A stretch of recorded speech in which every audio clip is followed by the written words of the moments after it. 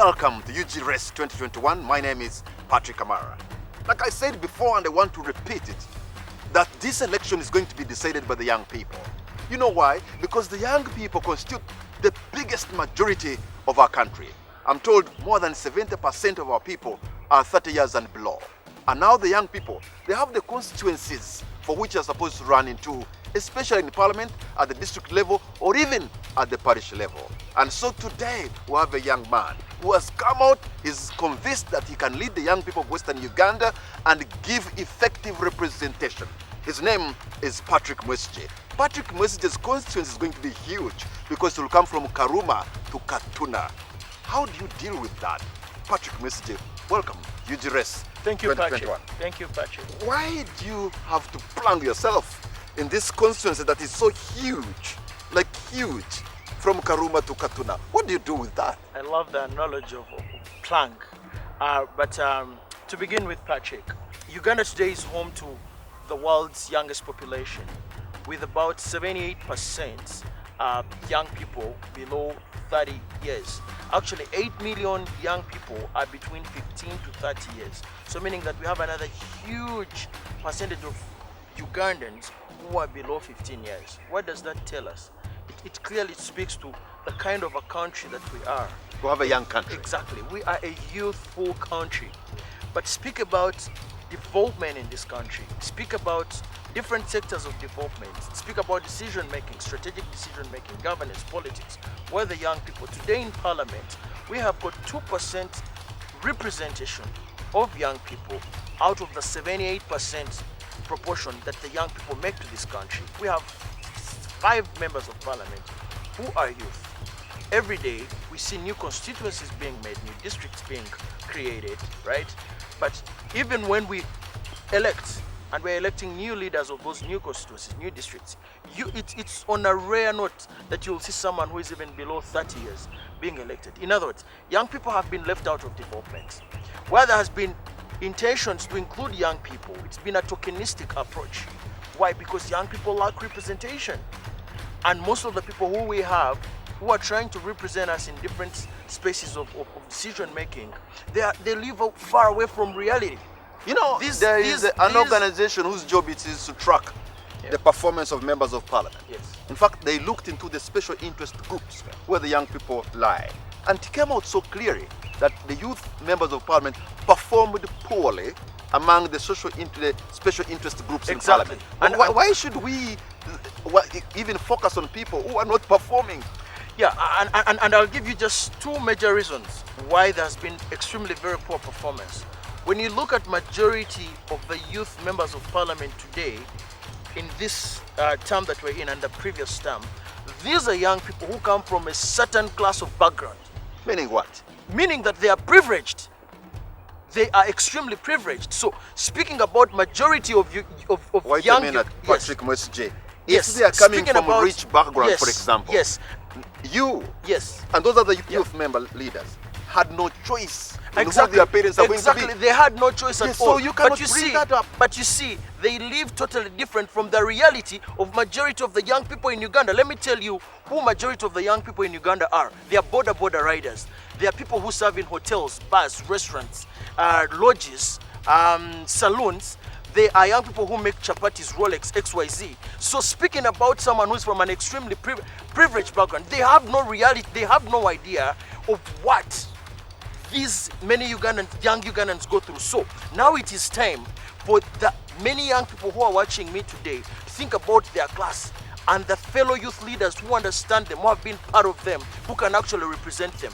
Another reason I wanted to give you is that the region... I don't want to believe that because you are from a privileged family, you have a deficit of integrity, of ideas, of knowledge. And if you are from a background of privilege, it was not your choice. Exactly, it's not your choice. It's not your choice. Son of a minister, son of a president, my point is son of actually, a Patrick Mwesigye. It is never your choice. Exactly. The youth of Uganda know better to choose a leader that can effectively represent them. Yes. So do not even try to challenge the integrity and the understanding of the fellow youth that you want to represent. I must challenge it for a reason. I've been moving in 37 districts of the western region, from Chiriandongo to Kisoro to to Bundibujo, to Kasese, to where? Greater Bushenyi, Greater Mbarara, Chivugura, Kazo, all those districts. And let me tell you, Patrick, if you did not know now, I need to bring you to book.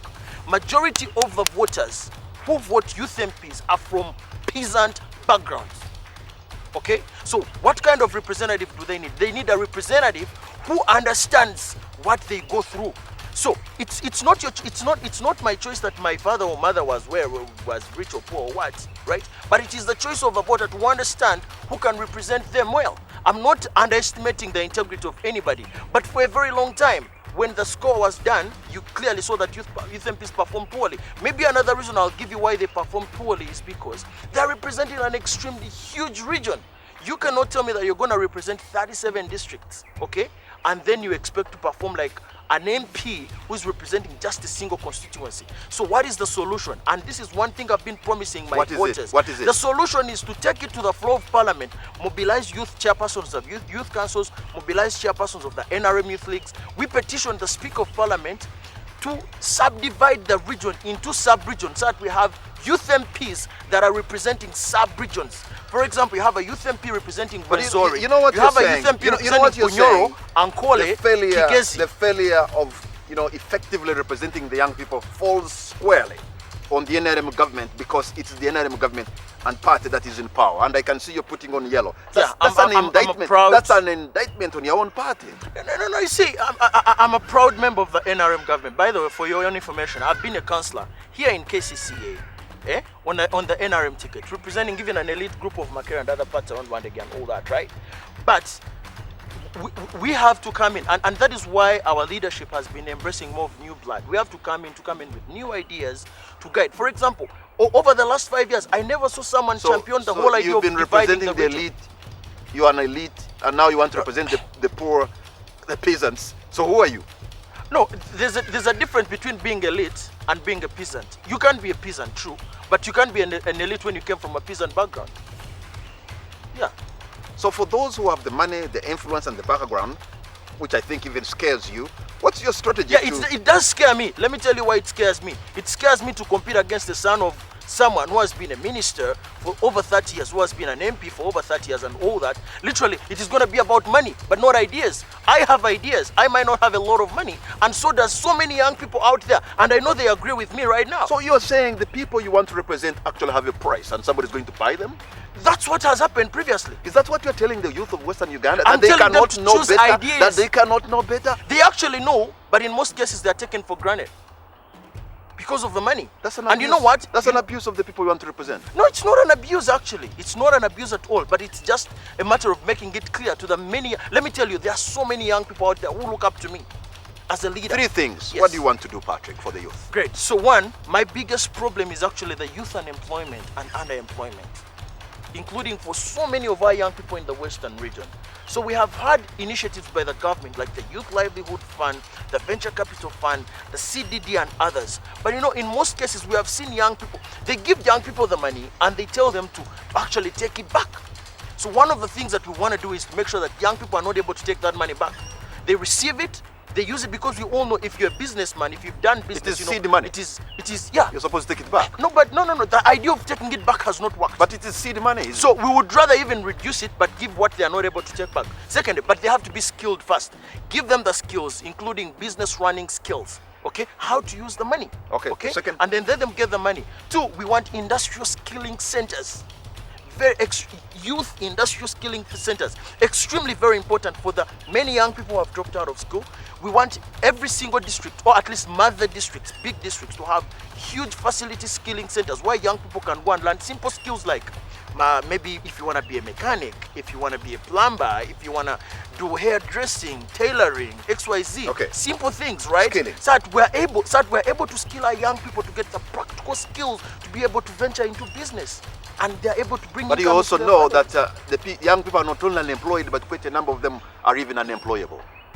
Yeah, and that's why I'm talking about the skills, right? Let me tell you, I don't have to go to the university to learn how to plumb, but I might not have money to go to a plumbing school. So I need a non-formal institution where I can go and get the skills, if possible, free of charge. This is what I'm gonna... and this government has capacity to do that free of charge. This is what I'm going to ask you to do. Yeah, sure. Look into the eyes of the youth from Kiryandongo to Kisoro.